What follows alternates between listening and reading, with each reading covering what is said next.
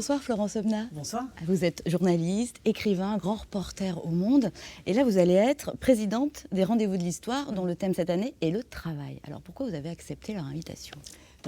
L'histoire, c'est plutôt pourquoi on me l'a proposé. Alors c'est vrai qu'au départ, j'étais même un peu embarrassée parce que je me dis, après tout, on a toujours un petit syndrome d'illégitimité en se disant, voilà, moi, l'histoire, c'est pas vraiment mon domaine, je suis journaliste, c'est de l'histoire immédiate, certes, mais ça n'a rien à voir avec des érudits, des chercheurs. Et donc, à la fois, j'étais tentée parce que c'est vrai que le travail, pour le coup, c'est quelque chose qui me passionne, un domaine qui me passionne. Et quand on est journaliste, c'est quelque chose sur lequel on investigue de plus en plus. Et chez moi, j'ai un rayon entier de bouquins sur le travail et voilà, j'adore ça. Donc vous allez vous nourrir à ces Rendez-vous de l'Histoire, apprendre des choses, j'imagine, au contact des professionnels, des historiens, des journalistes spécialistes du travail. Oui, c'est vrai que quand on débute, quand on est jeune journaliste, on a tendance à se nourrir de la presse, en fait, et à partir avec des tonnes de dossiers, de coupures collées sur des papiers, et on trouve ça formidable. Mais ça l'est, mais de plus en plus, je pars avec des livres d'histoire. Et c'est vrai qu'il y a tout un tas de régions, et en fait la plupart, qu'on ne comprend pas si on n'a pas lu le livre d'histoire. Je crois qu'il faut avoir dans la poche l'histoire des Balkans quand on y va, l'histoire de l'Iran, l'Irak, ça va sans dire, et en France, c'est tout aussi important. Dans certaines régions, quand on va même sur certains petits territoires, certaines villes, c'est bien d'avoir lu un livre d'histoire locale aussi pour comprendre. Ah oui, alors ça c'est mon plaisir secret, vous m'avez deviné, c'est les bouquins d'érudits locaux.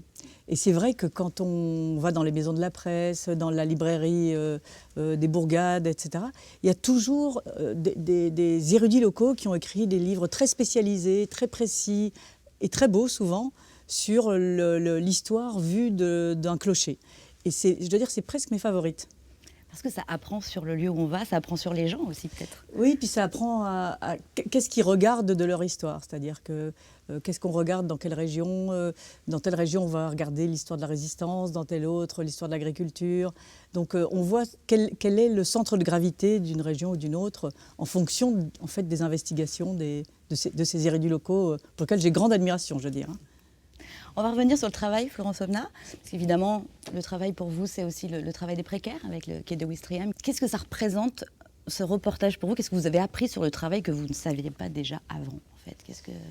C'est-à-dire, c'est ça la complexité de travailler comme journaliste dans l'histoire immédiate. On a les choses sous les yeux et en fait, on ne les voit pas. Et c'est vrai que quand j'ai fait ce travail, donc autour des femmes précaires en France, la plupart des données, on les a, on sait ce qui se passe, etc., mais on ne le réalise pas. Et c'est vrai que se déplacer, le voir, on s'en rend compte. Et c'est vrai que pour une génération comme la mienne, et ce depuis des années, je suis la fin de ces personnes pour qui le travail était en réalité le centre de la vie. C'est-à-dire que la vie s'organisait en fonction du travail.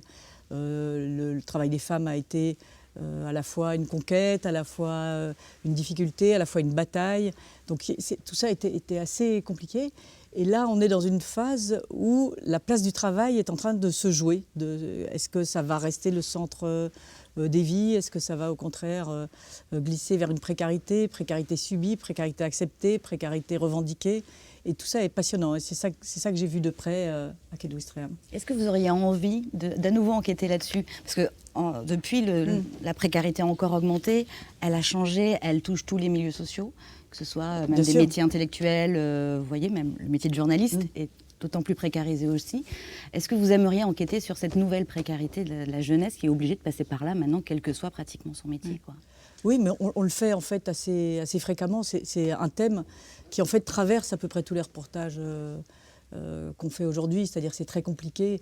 Aujourd'hui, on est en pleine période présidentielle. Comment ne pas parler de travail quand il y a des gilets jaunes au rond-point, comment ne pas parler de travail?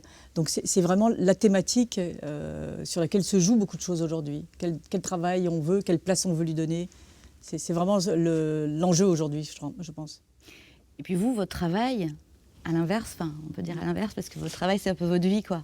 Donc, vous avez un peu le travail passion, donc le travail qu'on aime faire et on se lève tous les matins en ayant envie de le faire. Est-ce que vous vous sentez privilégié de ça? Bien sûr, ouais. Bien sûr. Bien sûr, aimer son travail, l'avoir choisi et le faire tous les jours avec plaisir, c'est sûr que c'est aujourd'hui un très grand privilège.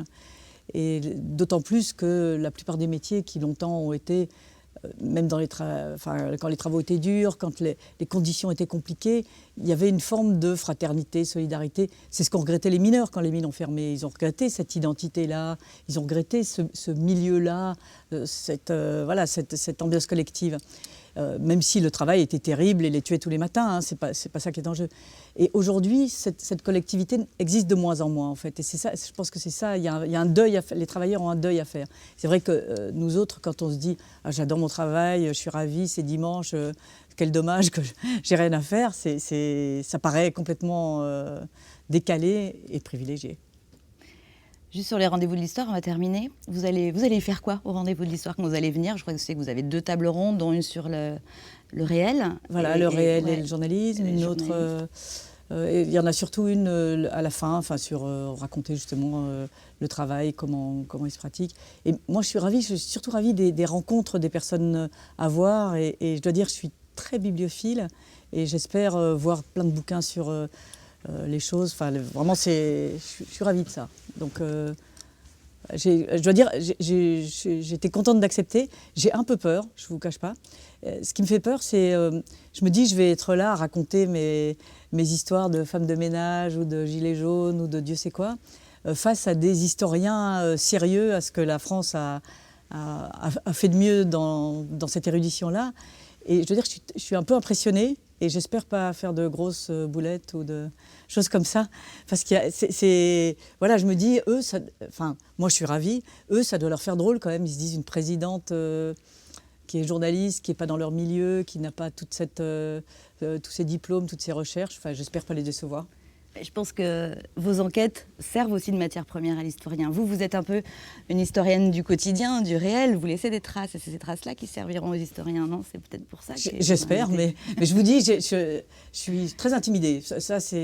J'ai l'impression de repasser une épreuve du bac ou quelque chose comme ça, où je me dis, est-ce que je vais me tromper dans les dates? Je suis en train de réviser depuis que ça m'a été annoncé. Je bachote. Merci beaucoup. Merci à vous. Florence Aubenas de nous avoir reçus ici. On s'est rencontrés à la BNF à Paris. Merci. Merci à vous.